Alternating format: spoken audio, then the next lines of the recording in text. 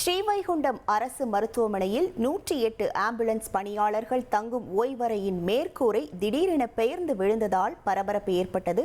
கூடுதல் தகவல்களுடன் இணைகிறார் நமது செய்தியாளர் ராமசுந்தரம். வணக்கம் ராமசுந்தரம். இதனால் யாருக்கேனும் பாதிப்புகள் ஏற்பட்டிருக்கிறதா? முழு விவரங்கள். ஸ்ரீவைகுண்டம் அரசு மருத்துவமனை அருகே உள்ள பழைய தாலுகா அலுவலகத்துல 108 ஆம்புலன்ஸ் ஓட்டுநர்களுக்கான ஓய்வறை இருக்கிறது. அங்கு 2009ஆம் ஆண்டு முதல் அந்த ஆம்புலன்ஸ் அங்கு நிறுத்தப்பட்டு சுழற்சி முறையில பணி செய்யக்கூடிய பணியாளர்கள் அங்கு ஓய்வு எடுக்கக்கூடியதை வழக்கமாக வைத்திருக்கிறார்கள். இந்த நிலையில ஏற்கனவே அந்த கட்டிடம் பழமையாக இருப்பதாகவும் இடிந்து விடக்கூடிய நிலைமையில் இருப்பதாகவும் பல்வேறு தரப்பிடம் புகாரும் அனுப்பப்பட்டிருந்தது. இந்த சூழலில் இந்த தினம் திடீரென மேற்கூரை திடீரென பெயர்ந்து விழுந்து விபத்து ஏற்பட்டது. இந்த நிலையில அந்த ஆம்புலன்ஸ் ஓட்டுநர்கள் யாரும் அந்த பகுதியில் இல்லாததால அதிர்ஷ்டமாக யாருக்கும் எந்த காயமும் ஏற்படவில்லை.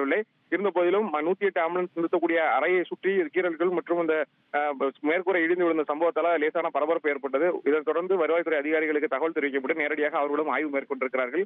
ஏற்கனவே ஆம்புலன்ஸ் உள்ளிட்ட வாகனங்கள் செல்ல முடியாமல் ஸ்ரீவைகுண்டம் அரசு மருத்துவமனையில நோயாளிகள் பெரும் பாதிப்பு ஏற்படுவதாக பல்வேறு கட்ட போராட்டங்கள்லாம் நடத்தப்பட்டது. கடந்த சில நாட்களுக்கு முன்பு கூட ஒரு விபத்து தொடர்பாக மருத்துவமனைக்கு செல்ல முடியாத சூழல் இருந்தனால ஒரு பெரிய போராட்டம்லாம் பொதுமக்கள் நடத்தினார்கள். இந்த நிலையில இந்த ஆம்புலன்ஸ் நிறுத்தக்கூடிய அறையும் இடிந்து விழுந்து விபத்து ஏற்பட்டிருக்கிற சம்பவத்தால ஒரு பரபரப்பு நிலவி வருகிறது. உடனடியாக அந்த அறையை மாற்றி அமைக்க வேண்டும்.